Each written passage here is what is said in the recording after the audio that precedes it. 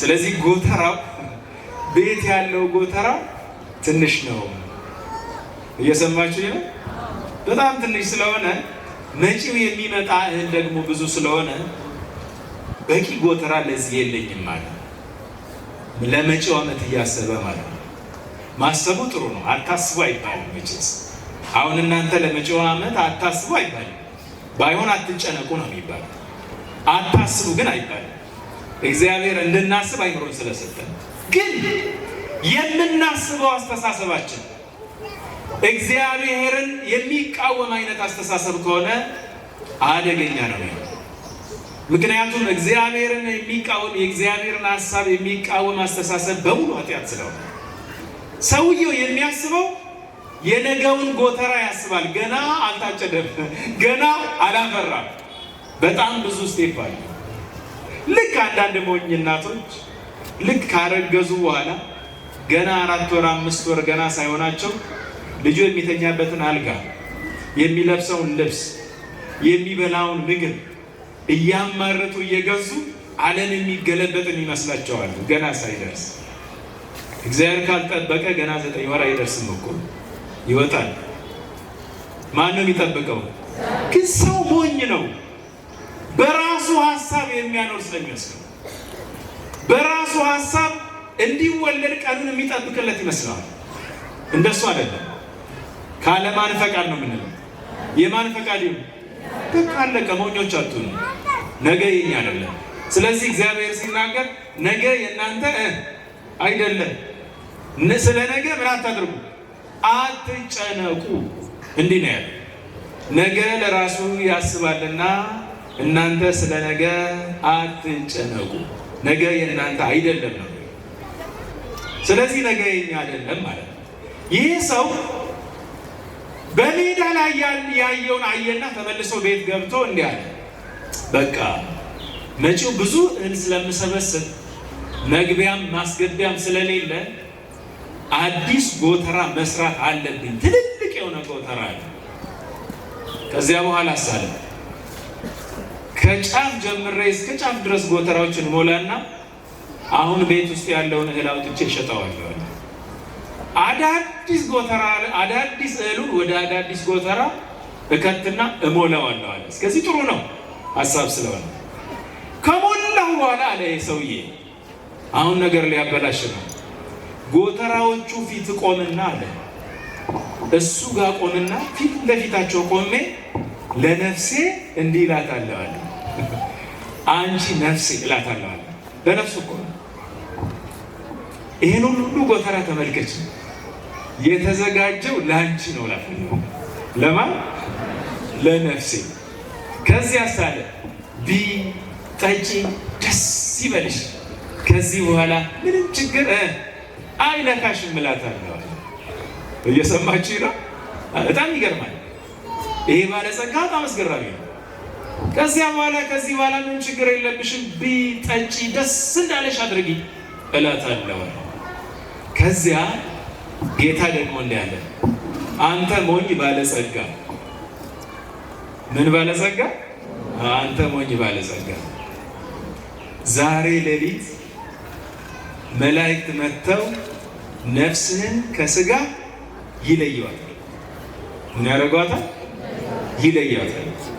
አንተ የሰበሰብከውን ማን ይበላል? ማን ይብላው? በቃ እንዲህ ነው የተባለው። ይህን ካለ በኋላ ምን አለ? ሀብቱን የሚሰበስብ አለና ነገር ግን ሀብቱ ከእግዚአብሔር ያልሆነ ሰው እንዲህ ነው አለ እና ምዝዝ ያደርገዋል። ለዚህ ሀብት ሲል ደም አፍስሷል። ለዚህ ሀብት ሲል ከቤተሰቦቹ ጋር ተጣልቷል። ለዚህ ሀብት ሲል ታላቅ ወንድሙን ወግቷል። ለዚህ ሀብት ሲል ከአጎቱ ጋር ተጋጭቷል። ለዚህ ሀብት ሲል አባትና እናቱን ክዷል። ለዚህም ሀብት ሲል ከጓደኞቹ ተለይቷል። ግን አይበላም። መላእክት መጡና ነፍሱን አነሱት ይላል። ዛሬ የምንማረው ዛሬ የሰማነው ዛሬ ስንረዳ ከጠዋት እስከ ማታ የዋል ነው የባህራን ታሪክ ይሄ ነው። ባህራን አባትና እናቱ እግዚአብሔርን የሚፈሩ ደጋግ አባቶች ናቸው። ማንን የሚፈሩ? እግዚአብሔርን የሚፈሩ ሰዎች የሚወልዷቸው ልጆች የተባረኩ ከመሆንም በላይ የጠላቶቻቸውን ገንዘብ ቅርጥፍ አድርገው ይበላሉ። መጽሐፍ የሚናገረው ይሄ መጽሐፈ ሄኖክ ምዕራፍ 14 ላይ ሄዱና ነው የኃጢአተኞችን ገንዘብ ነው የሚለው። ጻድቃን ይበላሉታል ነው የሚለው። ይበላሉ አይደለም፣ ይበላሉታል ነው የሚለው። የኃጢአተኞችን ገንዘብ ይልና ጻድቃን ይበላሉታል ነው የሚለው። እግዚአብሔርን የሚያምኑ ሰዎች የሚወልዷቸው ልጆች አይራሙ። ጌታም የተናገረው ነው። በኢሳይያስ ምዕራፍ 65 ላይ ሂዱና አንብቡ። እግዚአብሔር የተናገረው እንዲህ ነው፣ የኔ የሆኑት እንጀራን ሲበሉ የኔ ያልሆኑት ይራባሉ ይላል። የኔ የሆኑት ውሃ ሲጠጡ የኔ ያልሆኑት ይጠማሉ ይላል። የኔ የሆኑት ሲደሰቱ የኔ ያልሆኑት ያፍራሉ ነው የሚለው። እግዚአብሔር የሚናገረው እንደዚህ ነው። የባህራን አባትና እናት እግዚአብሔርን የሚያመልኩ ሰዎች ናቸው። ከዚያስ አባትየው ሲሞት እናትየው ባህራንን ብቻውን ማሳደግ ጀመረች። ለዚህ ነው መጽሐፍ ምንድን ነው የሚለው? አባት እናት የሌሏቸውን ልጆች አስቡ። እጓለ ማውጣውን አባትና እናት የሌለውን ልጅ አስብ። ባል የሌላትን እርዳ። አባቶቼና እናቶቼ እኛ እንደኛ እኮ ጨካኝ የለም። እውነት ለመናገር ከሆነ በሰቆቃው ኤርምያስ ምዕራፍ 4 ላይ እንዲህ ነው የሚለው፣ ሕፃናቱ ይላል እንጀራን ከማጣት የተነሳ የሚበሉትን ከማጣት የተነሳ የሚጠጡትንም ከማጣት የተነሳ ትናጋቸው ከጉሮሯቸው ጋር ተጣበቀ ይልና ሕፃናቱ እንጀራን አጥተው አለቀሱ፣ የሚቆርስላቸው ግን ጠፋ ነው የሚለው። ወንድሞቼና አባቶቼ ሕፃናት ዳቦ የሚበሉትን አጥተው ሲያለቅሱ ከማየት በላይ ምን የሚያሳዝን ነገር አለ? ፍጠሩን ሳይሉ የተወለዱ ውለዱን ሳይሉ የተወለዱ ሕፃናት ተርበው መንገድ ላይ ወድቀው እንደማየት የሚያሳቅቅ ነገር የለም። ዓለማችን ውስጥ የበዛው ደግሞ አሁን እሱ ነው። ሀገራችንም ውስጥ ያለው አሁን እሱ ነው ስታዩት። ስለዚህ ከጉሮሯቸው ጋር ተጣበቀ፣ እንጀራን አጥቶ የሚቆርስላቸው ሰው የለም ነው የሚለው። ጨካኞች ነን እውነት ለመናገር። እኛ ጋር ካለው እንጀራ ሩባን ቆርሰን አንሰጥም፣ ግን ደግሞ ሲሞት ለመቅበር በጣም እንሮጣለን። በጣም ካላሰብነው በስተቀር የበረከትን መንገድ የሚቆርጥብን ነው። ይቺ የባህራን እናት ቤቷ ውስጥ ቁጭ ብላ በድህነት ግን እግዚአብሔርን ታመልካለች፣ በድህነት ግን መላእክትን ትዘክራለች። የቅዱስ ሚካኤልን ስም እየጠራች በየቀኑ አማልደኝ አማልደኝ ትላለች።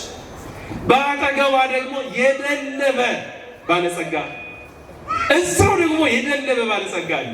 እሷ ቤት የሚበላ እንጀራ የለም፣ እሱ ቤት ደግሞ የሚደፋ እንጀራ ሞልቷል። ልክ አሁን እዚህ ውስጥ ለጉባኤ የመጣችሁ ሰዎች ኪሶቻችሁን ታውቃላችሁ። አንድ እንጀራ የማይበላ ሰው አለ።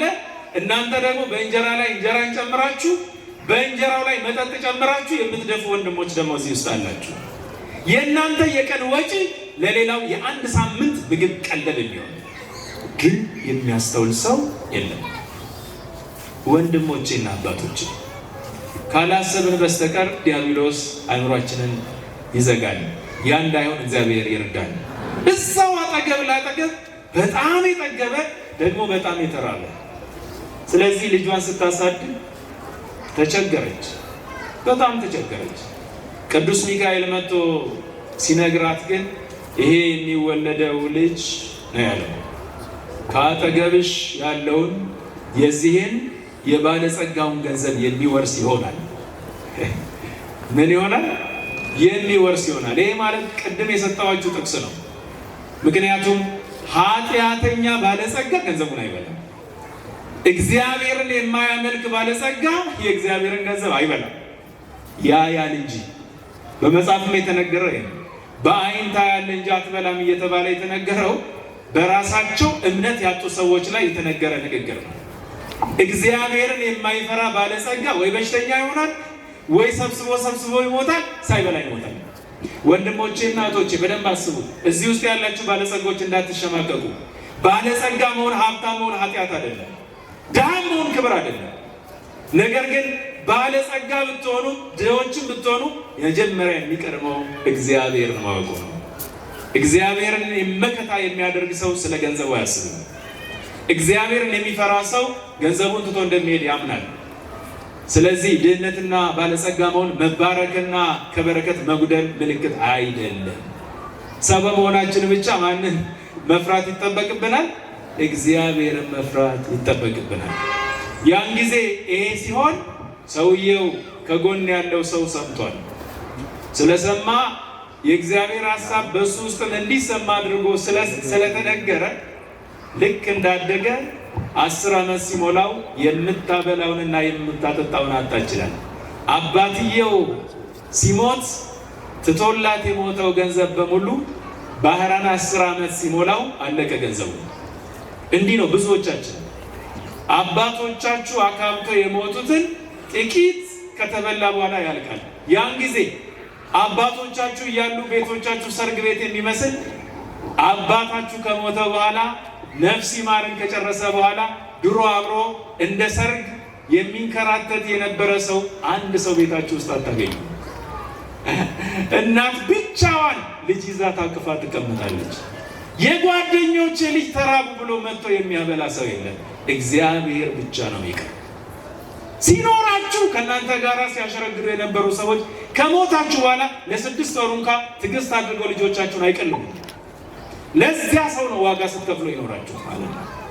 ስለዚህ ከእግዚአብሔር ጋር ብንሆን የተሻለ ነው አባቶች። የማይጥል እሱ ስለሆነ የማይጥል እሱ ብቻ ነው። ይሄ በምድራችን ላይ የሚታይ ይሄ በእያንዳንዱ የሰው ሕይወት ውስጥ የሚታይ ነው። እናቶ ወገሌ ድሮ አባታችን እያሉ ከቤታችን አይጠፉም ነበር፣ ዛሬ የሉም። ሰላምም አይሏቸውም። አንዳንዶቹም ግማሾቻቸው የአባቶቻቸውን ገንዘብ ተበድረው በዚያው ጠፍተዋል። ምክንያቱም አባታችሁ ሞቷል። ይሄ ነው የሆነው። በቃ በባህራን ላይ 10 ዓመት ሲሞላው የምታበላውና የምታጠጣውን አጣች፣ ተጨነቀች። ይሄ ባለጸጋ የሚበላውን እንዳጣ አውቋል። እናትየዋ ምንም እንደማትሰጥ አውቋል። ጠጋ አዳው በጣም በዚህ ችግር ውስጥ አይሻለሁ፣ ልጅሽን ባሳድግልሽ እኔ ጋር ገብቶ እየተላላከ ቢያድግ እንደ ልቡ እየበላ እያለበስኩት እያበላሁት እያጠጣሁት ላሳድግልሽ ልጅሽን ስጪኝ አለ። ይሄ በጣም ጭካኔ የተሞላ ሰው። እሷ ደግሞ ውሳኔ ላይ ተቸገረች። እምቢ እንዳትል የምታበላው የላት፣ እሺ እንዳትል ደግሞ ልጇ ነው። ስለዚህ ልጄ እኔ ጋር ቁጭ ብሎ ከሚሞት ባለጸጋው ዘንድ ሄዶ ቢኖር ይሻላል። ልጇን አሳልፋ ሰጠች። ይኸውላችሁ ስትወልዱ ነው የምታውቁት። ልጅህን አሳልፈ መስጠት ምን እንደሆነ የሚገባህ ልጅ ሲኖርህ ነው። ከዚያ በኋላ ከወሰደ በኋላ በቃ አሁን ሲያድግ ይሄ አይደለም ይወርሰኝ፣ ስለዚህ ምን ማድረግ አለብኝ አለ። በቃ ሳጥን አዘጋጅቶ በሳጥኑ ውስጥ አስቀምጦ ወደ ባህር ወረወረው ይላል። ከዚያ በኋላ ቁልፉንም እዛው ባህር ውስጥ ጣለው። ሰው እንኳን ከፍቶ እንዳያድነው ማለት ነው። እንደዚህ ነው። በጣም በርካታ ሰዎች ልጅ አሳድግልሻለሁ ብለው ከተጨነቁ እናቶች ልጆችን ወስደው መከራ ውስጥ የከተቱ፣ በብር የቸበቸቡ፣ ኩላሊት አውጥተው ይሸጡ በጣም ብዙ ሰዎች። እነዚህ ሰዎች ደግሞ የሃይማኖት ሰዎች ናቸው አንዳንዶቻቸው። የሚገርመው ደግሞ ይሄ እግዚአብሔርን እናመልካለን የሚሉ ሰዎች ናቸው አንዳንዶቻቸው። በእግዚአብሔር ስም የሚምሉ ናቸው አንዳንዶቻቸው። የባህራን ሐሳብ አድጋለሁ ብሎ መሄድ። ስለዚህ ወንድሞቼና አባቶቼ ዛሬ እየተማርን ያለነው እያከበርን ያለነው ይሄ ነው። ከዚያስ እሱ ጣለው። ልክ እግዚአብሔር ዮናስን ወደ ባህር ሲጥሉት አሳ ነባሪ አስነስቶ እንዲውጥ እንዳስደረገ አሳ አስነስቶ ቁልፉን ሲወረውር ዋጠው ቁልፉን። ከዚያ በኋላ ባህራን ተጥሏል ሄደ። ከ10 ቀን በኋላ አንዲት ከተማ ደረሰ። አንድ በግ ጠባቂ እዛ ቁጭ ብሎ ገበሬ ቁጭ ብሎ እያየ ሳጥኑ እየተንከለወለ ሄደ። ሲያይ ሳጥን ነው። ሮጥ ብሎ ዋኝቶ አምጥቶ ሊከፍተው ሲል ዝግ ነው። እየሰማችሁ ነው አይደል? አይ እሱን አስቀመጠና አሳ የሚያሰግር ሰው ደግሞ እዛ አለ። እስቲ አሳ አምጣና ለቤተሰቦቼ ይዤ ልሂድ፣ በዛው እዛ ቤት እከፍታለሁ ብሎ አሳ የሚያሰግረውን ሰው ሲጠይቅ እሺ ብሎ ትልቅ አሳ ሲያወጣለት ቤቱ ወስዶ ሳጥኑንም አሳውንም ይዞ ሲከፍተው አሳው ሆድ ውስጥ ቁልፉ አለ። ይሄ ዝም ብሎ በግብታዊነት የተደረገ አይደለም። የማን ሀሳብ ስለሆነ ነው? ይሄ የእግዚአብሔር ሀሳብ ለምን መጣ ባህራን ላይ ስትሉ አባትና እናቱ ማንን ይፈሩ ነበር? እሱ ነው። እግዚአብሔርን የማትፈሩ ሰዎች ልጆቻችሁ ጠላቶቻችሁ ናቸው። እግዚአብሔርን የማታመልኩ እግዚአብሔርን ከልባችሁ የማታገለግሉና የማታመልኩ ሰዎች ከሆናችሁ ጠላት ከውጭ አይነሳም፣ ልጃችሁን ጠላት አድርጎ ያስነሳባችኋል። እግዚአብሔርን ስታመልኩት ግን ልጃችሁ በረከት ይሞላዋል። ስለዚህ የባህራን አባትና እናት እግዚአብሔርን ስለሚያመልኩ፣ ስለዚህ እግዚአብሔር በጎን እያደረገለት ነው። በሄደበት መስመር በሙሉ ለልጆቻችሁ መልካም ካሰባችሁ እግዚአብሔርን አምልኩ፣ እግዚአብሔርን በንጹህ ልብ ቅረቡ። ዘራችሁ አይጠፋም፣ እግዚአብሔር የባረከው ዘር ይሆናል። ታዲያ በዚያ ሰዓት እንዴ አዲስ ደግሞ እዚህ ተገኘ ቁልፍ እንሞክረው። ሲሞክሩ የዛው ቁልፍ ነው። ሲከፍቱት ባህራንን እንደ ልጁ አድርጎ አሳደገው። ስሙን ከባህር አግኝቻለሁና ባህራን ይሁን ብሎ ባህራን ከባህር የተገኘ ሰው ተብሎ አደገ ልጁ። ከብዙ ዘመን በኋላ ካደገ በኋላ ጎልማሳ እንደዚህ ጎረምሳ ከሆነ በኋላ ያ ባለጸጋ በዛ አልፎ ሲሄድ መሸ። እዛ ቤት ጎራለና አሳድሮኝ ሲል ቤተ እግዚአብሔር ነው ያደረ። ከዚያ ገብቶ ሲያደር ባህራን እግር ያጥባል፣ እንደው ይላላካል። አንተ ባህራን ና አሁን እያለ ያዘዋል። ያኛ ስሙ ባህራን ነው የሚባለው አለ ባለጸጋው። አዎ ታዲያ እንደሱ ከሆነማ ይህን ስም እንዴት ልታወጣለት ቻልክ ሲለው፣ አይ እዚህ በግ እየጠበቅኩ በባህር ላይ ተጥሎ ከሳጥን ውስጥ አግኝቼው ባህራን አልኩት። ማን የጣለው? ማን የጣለው ነው? ሰውየው ራሱ የጣለው። ከዛ በኋላ አለ ይሄ ሰው አሁንም አድጎ በሕይወት አለ ማለት ነው። ከዚያስ በቃ እንግዲያውስ ተኝቶ ማሰብ ጀመረ፣ እንዴት አድርጎ እንደገና እንደሚያጠፋው። መጽሐፍ የሚናገረው እንደሱ ነው። በመኝታቸው ላይ ተኝተው በደልን ለሚያስቡ ወዮላቸው፣ ሳይነጋ ይመጣባቸዋልና ነው መጽሐፍ። ስለዚህ በደል ማሰብ ጀመረ። ምን እንዳደርጋለ? በቃ የቤቴ የረሳሁት ዕቃ አለ፣ እባክህን ልጅ እኔን ባህራንን ልላከው ሄዶ ያምጣልኝ እባክህን አለው። ገበሬው ደግሞ እሺ ችግር የለውም በቃ እንግዲያውስ እንካ ብሎ ደብዳቤ ጽፎ ሂድና እዛ ቤቴ እንደዚህ ሀገር እንደዚህ ቦታ ነው፣ ይሄን ስጥ፣ ያን ጊዜ ይሰጥሃል፣ የሚሰጥህን ዕቃ ይዘና። እሱ ላይ ምን ይላል? በቃ እንደደረሰ ተቀብለህ ግደለው፣ ለመኮንኑ ገድለህ በቤት ጓሮ ቅበረው። ከዚያ በኋላ ነው የሚለው ይሄ ምስጢር በአንተና በእኔ መካከል ብቻ እንዲቀር፣ እኔ እናንተ ብቻ የምናውቀውን ግን ምልክት ይሄው ደብዳቤ ላይ ያስቀምጫለሁ ብሎ ሰጠው ይላል።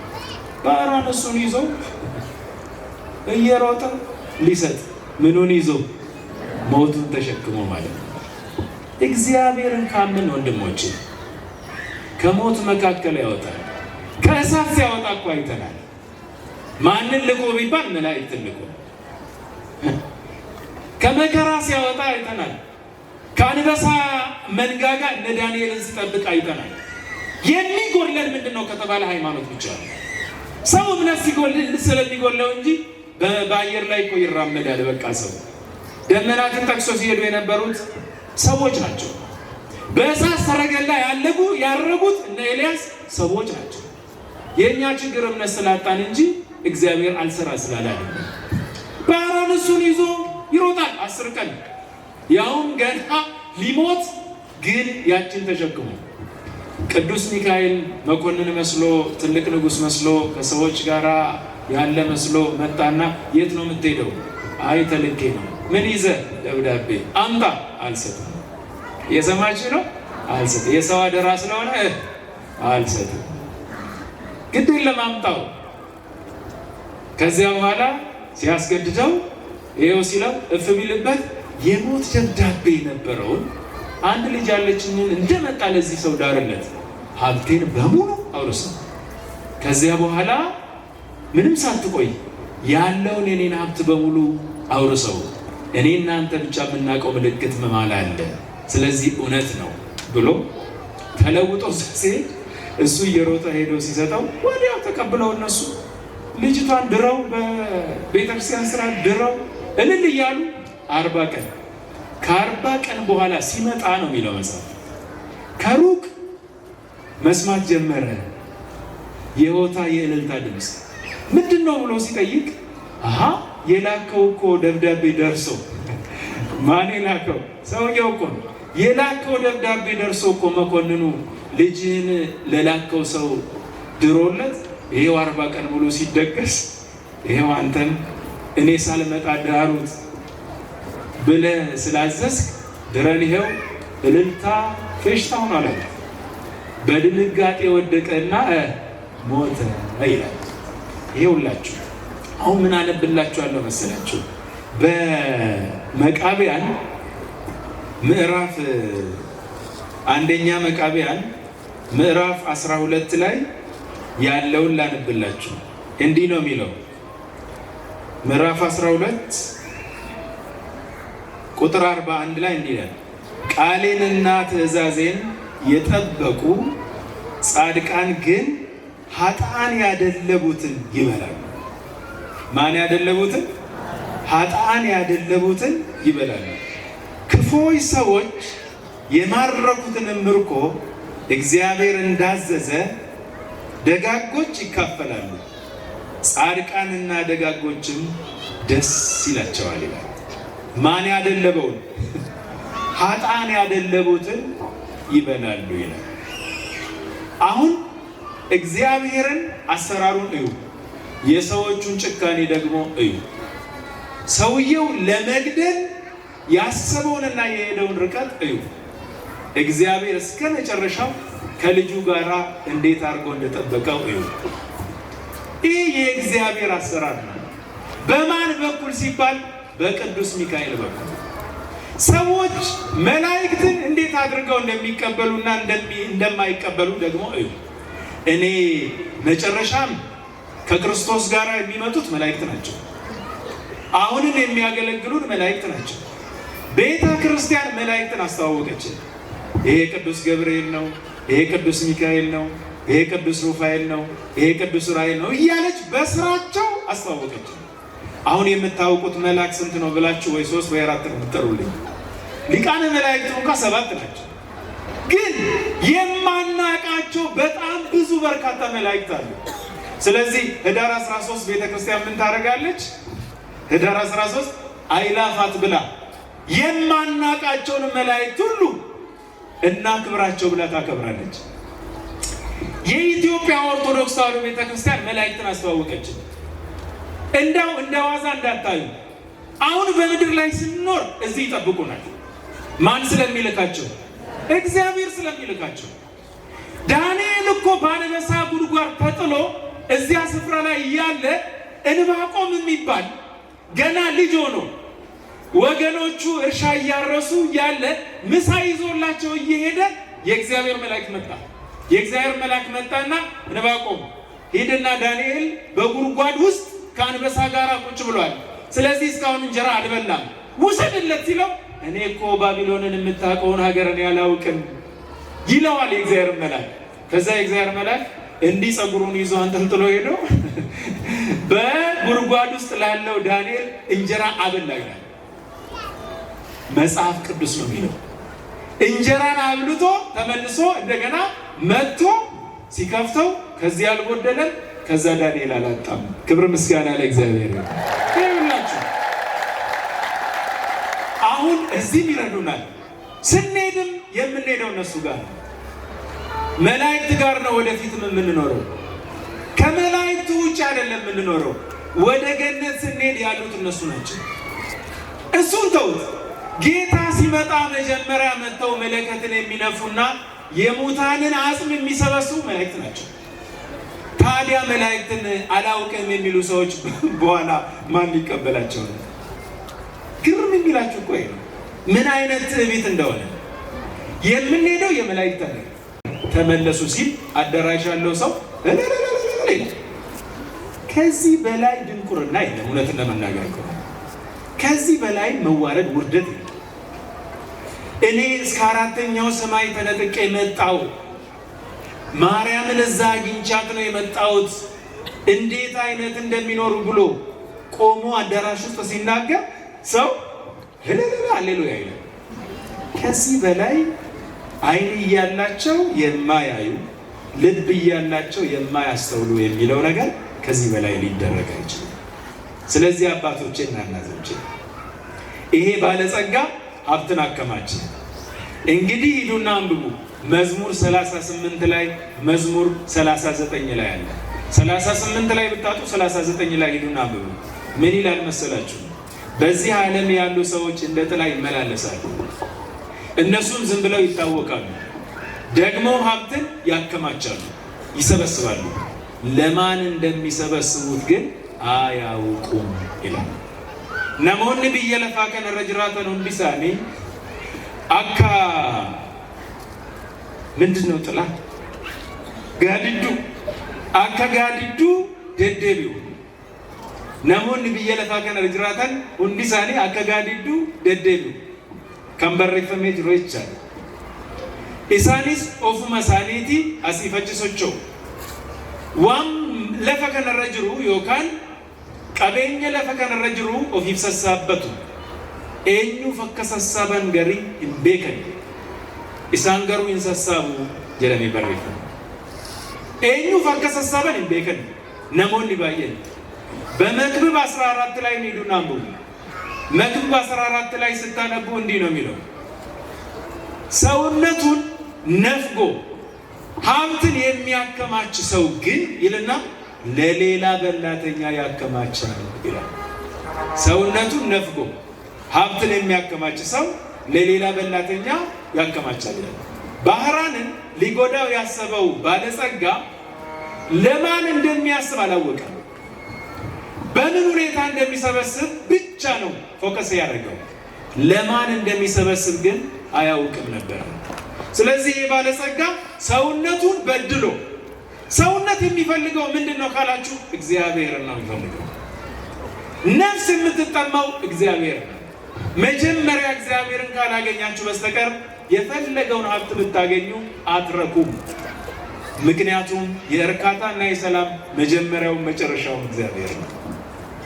ባለጸጋ ስለሆናችሁ በገንዘባችሁ በጎ ካልሰራችሁ እርካታ አይኖራችሁ። ይሄኛው በእርዳታ ስም ህፃናትን የሚገድል ነው። አሁንም አሉ እኮ በዓለማችን ውስጥ በጣም ብዙ አሉ።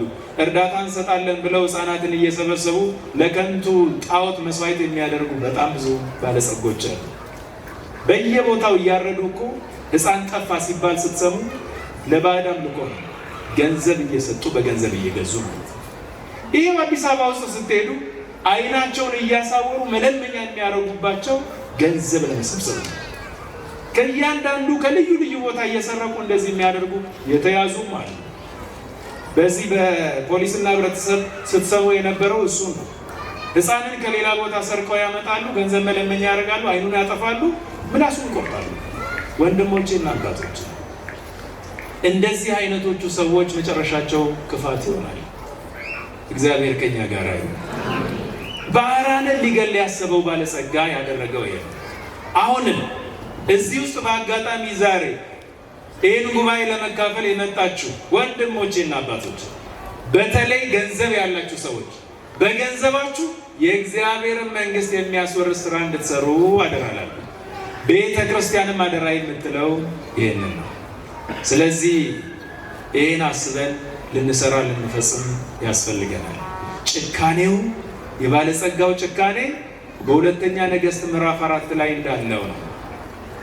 ሁለተኛ ነገሥት ምዕራፍ 4 ላይ ስታነቡ ከነቢያት ሚስቶች ከነቢያት ወገን የሆነች አንድ ሚስት ነበረች።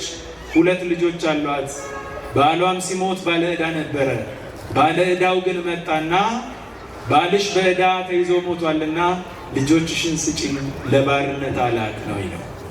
አለቀሰችና መጀመሪያ ሄደችው ወደ እግዚአብሔር ሰው ሄደች ይላል። ወደ ማን ሰው? ወደ እግዚአብሔር። ወንድሞቼና አባቶቼ እናቶቼ መከራ ሲመጣ ወደ እግዚአብሔር እንድንሄድ ልባችን የቀና ይሆንልን። እግዚአብሔር ነው ሁሉን የሚፈታው። በምድር ላይ ያሉ ሰዎች ችግራችንን አይፈቱም። ለመፍታትም ካሰቡ አንድ ነገር ግን ይፈልጋሉ። ምንም ሳይፈልግ ችግርን መፍታት የሚፈልግ እግዚአብሔር ብቻ ነው።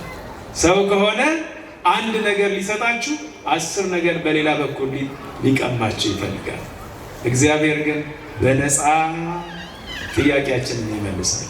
ስለዚህ ማን ይመስገን? ለባህራን የደረሰ የሞትን ደብዳቤ ወደ ሕይወት የቀየረ ቅዱስ ሚካኤል አሁንም ከእግዚአብሔር አምላካችን አማልዶ የእኛንን የሞትን ደብዳቤ ወደ ሕይወት እንዲመልስልን ቅዱስ ፈቃዱ ይሁንልን። ወስብሐት ለእግዚአብሔር።